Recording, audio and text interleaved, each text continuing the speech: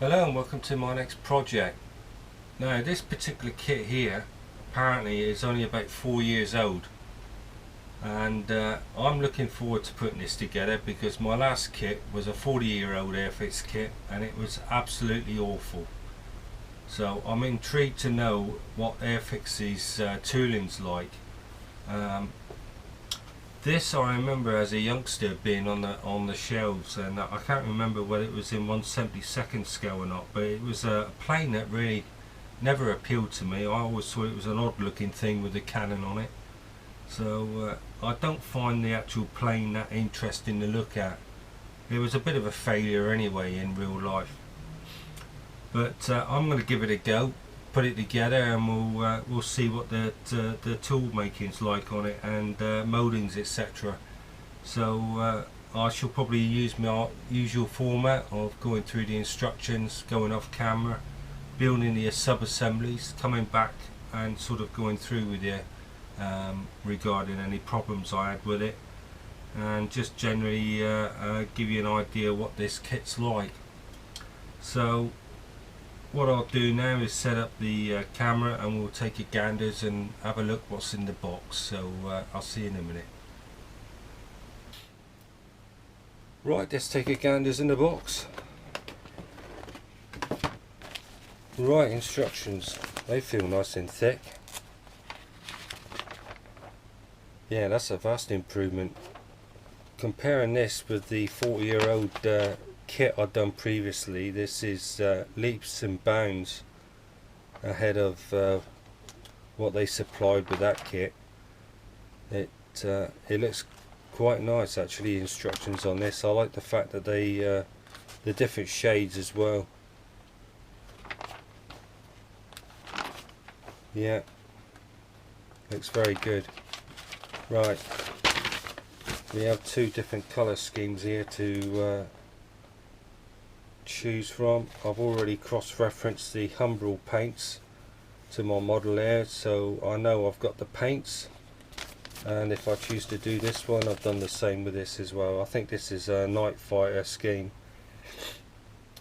I think these planes weren't all that great actually in real life, and they gave him a night fighter row, and I don't think they were any good at that either. And on the back page here we've got a nice diagram of where the decals need to go, particularly the smaller ones. So instructions, very good.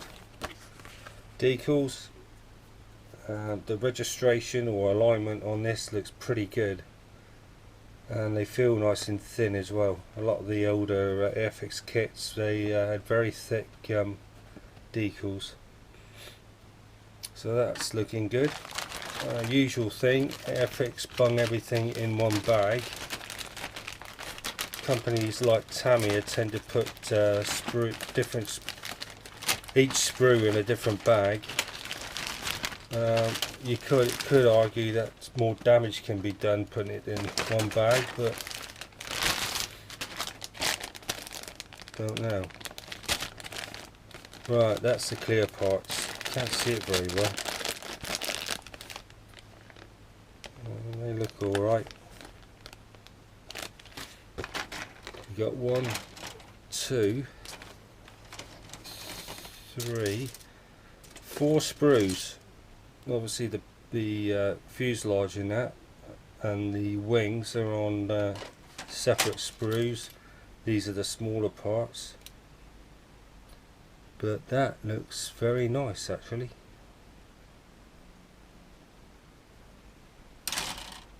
Proof of the pudding is when you go to cut them off, and I put them underneath me magnifying lamp. But looking at that, those mouldings are very nice. Right, so there we are. It's looking good.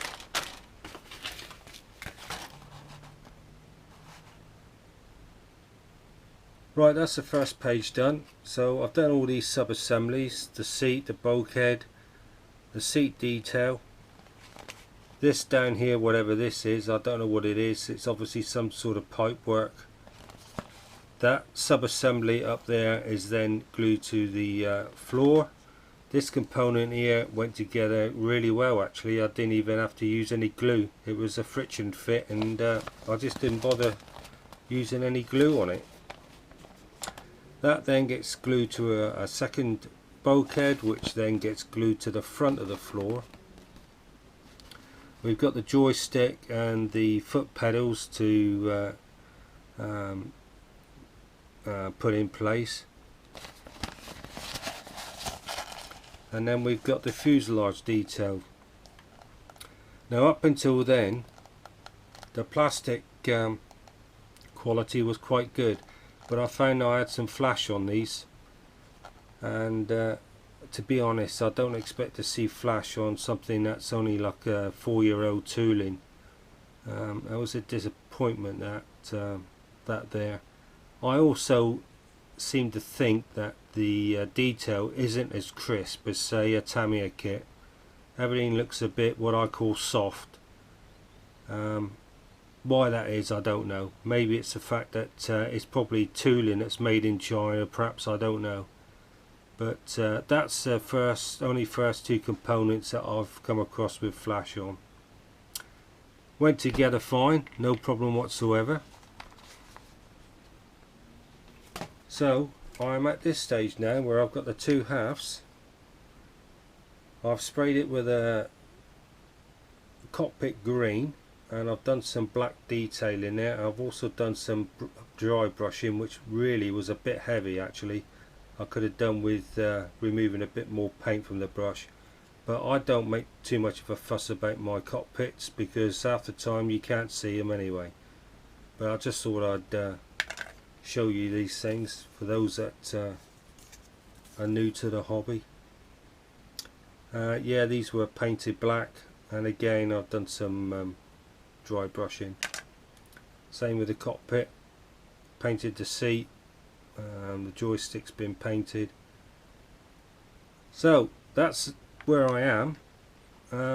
What I've got to do now is glue that cockpit assembly to one half of the fuselage and then make the other one up, and it looks like that I might actually go on a little bit further than that and start adding the wings.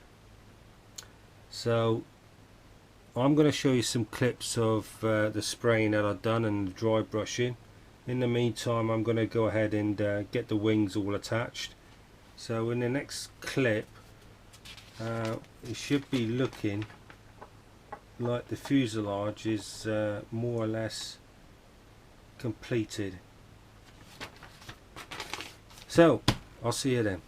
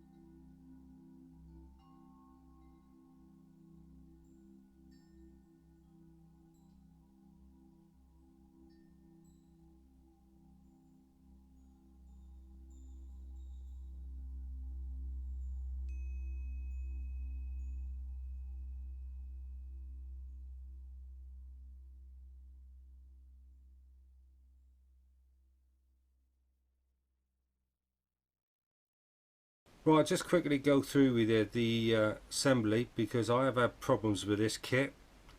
I had no trouble whatsoever with this assembly here being glued to that fuselage. Everything went exactly where it had to.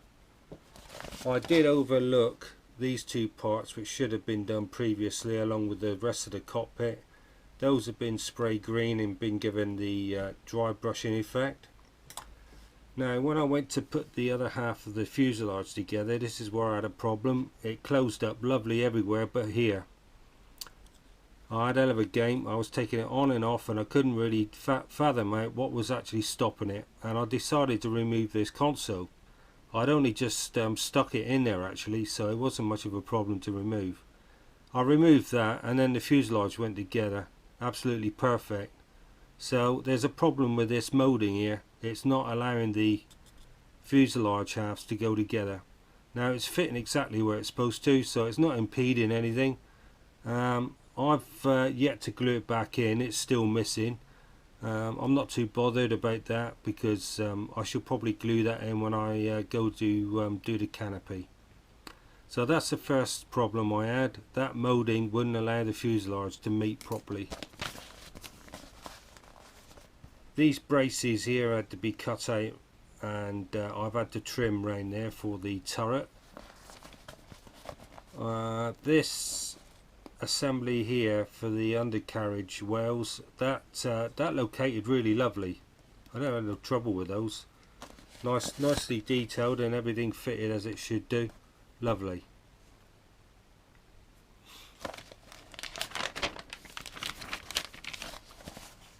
Now here we come to the bottom half of the wing, and missed a bit, haven't we? Oh yes, sorry, yeah. The this centerpiece here had to be glued to the bottom wings because the lower wings are in two halves. So I lined up the outer halves. They lined up perfect with that center section there. I did find that there is a lot of movement regarding the pins that locate in these holes. There's too much play in them, but I went by that center wing fitting, and then I clamped it with some crocodile clips, left it overnight excuse me, and then when I came back I put it underneath the magnifying lamp, and I noticed that this area here was overlapping that half, so that isn't a very good fit either. Why that's slightly longer than the other I don't know, because like I say, it's mated up to the center wing perfect. Yeah, and then it was a case of gluing it to the fuselage. That was pretty straightforward. I did have to remove some plastic from the floor of the cockpit. Where are we? Yeah, this here, if you imagine that being upside down, I had to remove some of the plastic from there because the wings wouldn't meet up to the fuselage. Now I know for a fact that that was fitting perfect in the fuselage, so I don't know what was going on there, but I removed the plastic to allow this to go up, because the underneath of that floor was touching something. Ailerons, they were a bit funny to fit. I wouldn't say they located and sort of sat where they should have. I had to manipulate them and clamp them with some crocodile clips, so they didn't really go together that well, but they've gone and stuck where they should have. You had a choice here, putting them at an angle. I haven't bothered with that, I just kept them straight.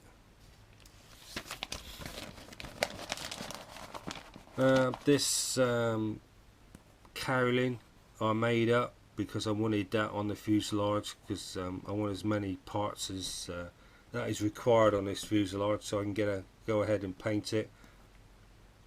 This scoop here could either be slightly open or closed. I've got it slightly open. And then there's another cowling here. This is where I had another bit of trouble. It's the same thing again, a semicircular bit of plastic I glued in there. It was sat exactly where it's supposed to, went to fit it here, and it's rocking.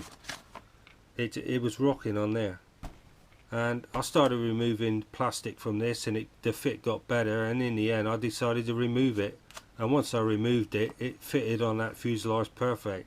So again, that there ain't right. I don't know why, but it's oversized. Rear wings, 2 halves, usual procedure. I didn't have any trouble with those. They went together all right. There wasn't a lot of play in those actually. The rear wings being glued to the fuselage. Now I expect a kit that has got 4-year-old tooling. I expect the rear wings to locate in those slots and support them, but they didn't, and I had to put a couple of blocks underneath these wings and leave it to dry overnight. Why that fit is so loose in there, I don't know. You don't get it with Tamiya kits. You push your rear wing on a fuselage on a Tamiya kit, it's sitting exactly where it is. It doesn't droop or anything, so I'm not impressed with the tooling for that. Elevators at the back here, they were alright. They went together really nice, no trouble there. I am bothered with these angles, can't be bothered with that.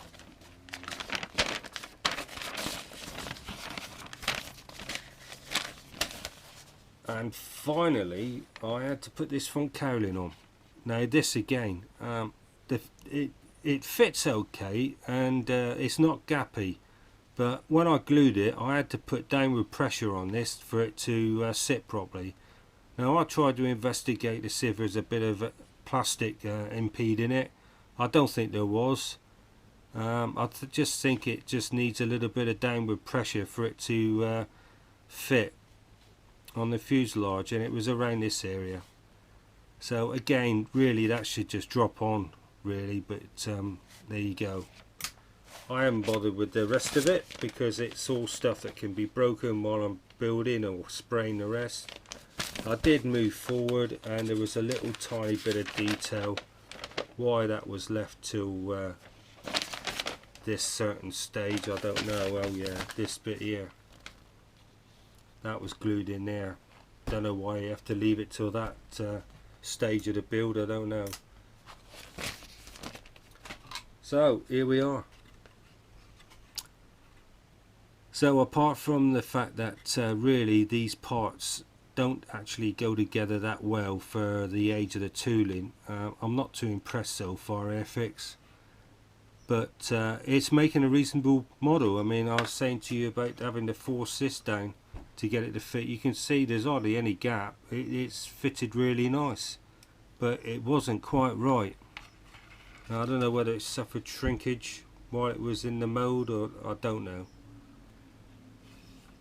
I had to dress the wings on the end here because, like I said, they were over length, but that doesn't matter. I ran around here with an abrasive tool and finished it off with a bit of Scotch pad, and it's removed all the glue and it's trimmed everything up all nice. I didn't have to go near the rear tailplane at all. There was nothing there that had to be dressed. What else is there? Oh, that's that bit that was rocking. That fitted really nice. That went on alright. Got a lot of shrinkage here. That's the tailplane, tail wheel hole. This fitted alright. Didn't have any trouble with that. So yeah, you know, it's a vast improvement on that Hawker Fury I'd done before this, but like I say, I still don't think it's that great for a modern tooling. Right, I'm going to have to stop yapping now. I need to move on, because what I'm going to do now, I'm going to spray this in a primer. I'm going to stuff some cotton wool down in there, and in here I'm going to probably mask that up, I think. And I've decided on the Night Fighter scheme, so it's going to be black. So because of that, I'm going to use my modified primer, which is like a dark grey, because I'm having trouble with that primer as it is. So that's my next plan of action. So I'm going to set me spray booth up, and I'll see you once it's sprayed.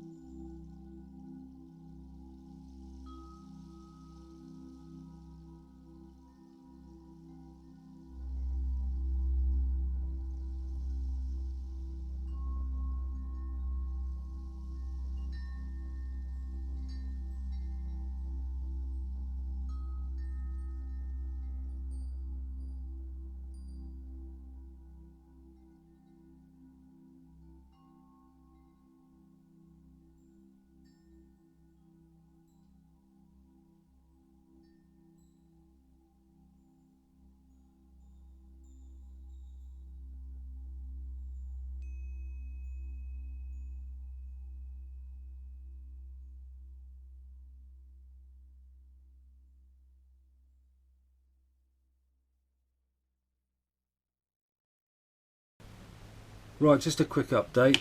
I've had a think about spraying this and I've now decided to go the whole hog. I'm going to spray it with the 057 matte black. I will then spray it with a Humbrol gloss to protect the paint from being damaged while the rest of the build's carrying on. And because of that, I shall probably apply the decals as well and give it a matte varnish as well. So that fuselage will practically be more or less painted, and that will then enable me to start making inroads into building the turret and putting the turret in place.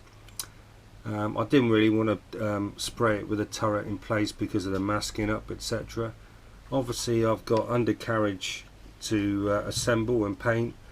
For some strange reason that's got to be silver apparently, according to the instructions. As unusual, I was expecting to do it the cockpit green, like I used for obviously the cockpit in here, but I'm assuming that must be right. So that's the stage I am with it now. So I'm going to go off and show you some footage of it being sprayed, and when I come back to have a chat with you, it should be more or less all finished and decaled up, ready for the turret and undercarriage to progress. So I'll see you then.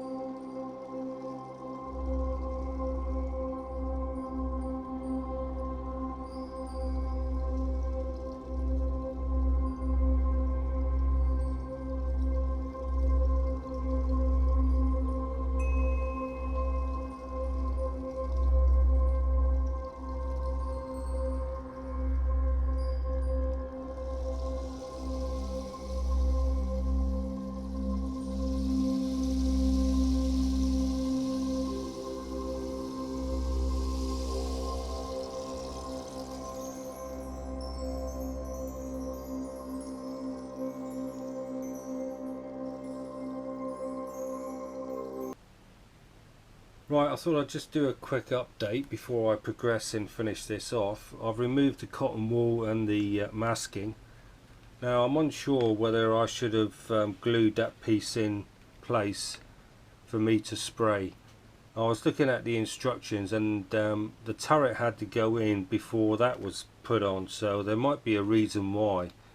I hope there is a reason, otherwise it's a shame, because really I could have done with that being glued to the fuselage, but who knows, I'll find out when I go to put the cannon in. The black paint went on okay. It's one of the easiest airframes I've done, actually, being all one colour. The gloss went on okay. The decals went on okay, apart from the roundels on the fuselage here. I kept getting creasing with them and I couldn't get rid of them. I soaked it with Decals, and that made no difference whatsoever, although they have pulled down and you can actually see the detail behind them, so they have sort of stuck to the airframe pretty good. But I'm disappointed by the fact that it's got creases, not just in this one but the other side as well. Shame. So I've progressed and built this. This looked a little daunting in the instructions, but in fact I was well impressed with all the parts on this. I never had to remove any flash whatsoever. The parts went exactly where the instructions stated, and it was an absolute joy to build. Now obviously I've got some finishing to do on this, bit more paint work. I've got the clear parts to glue to this, as well as the cockpit area, and I shall probably show you a clip of that being done, because I've got a I've got a little trick. It's something I've pinched off other guys on YouTube. I use a floor polish to dip my clear parts in, and I shall probably show you a clip of me doing that. So that there is more or less finished.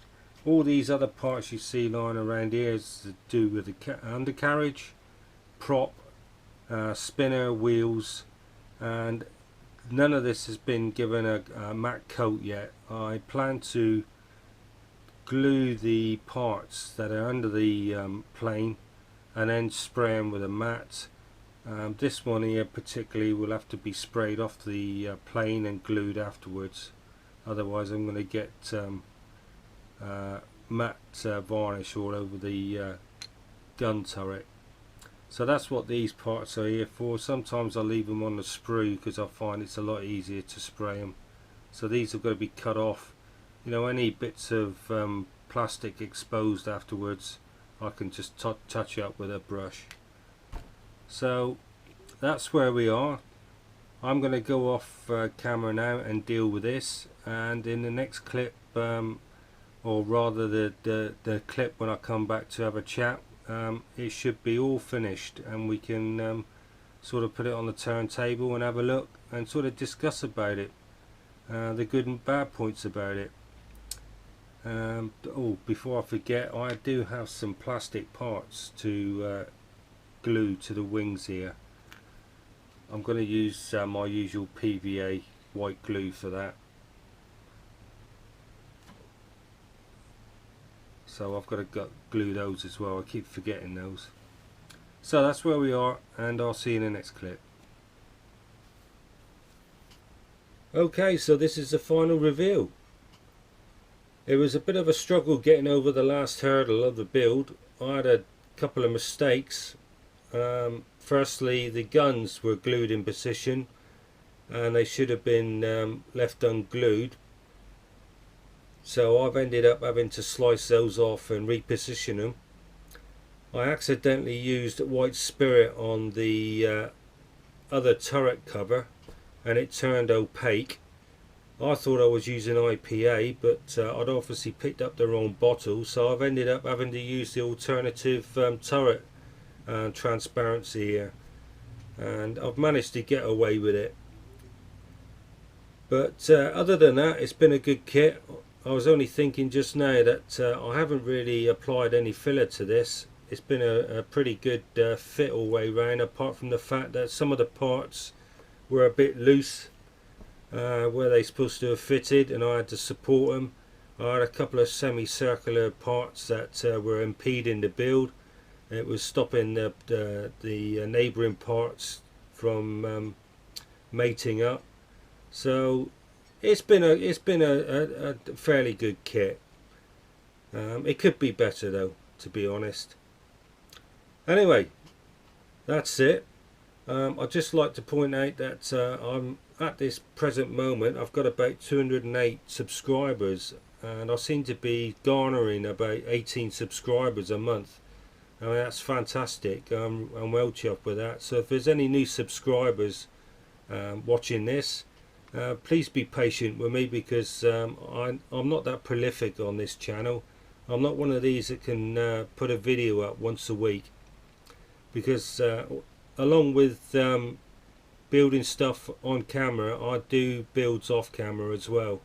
So there's a bit of a compromise. I find that when I'm filming a build, it takes the shine off the build. So I like to sort of have a bit of me time and build something without the camera rolling. Anyway, God willing, I'll see you all again soon. I should have another kit up on the channel fairly quickly, within a couple of weeks, so it shouldn't be too much of a wait this time. So thanks for watching, and I'll see you soon.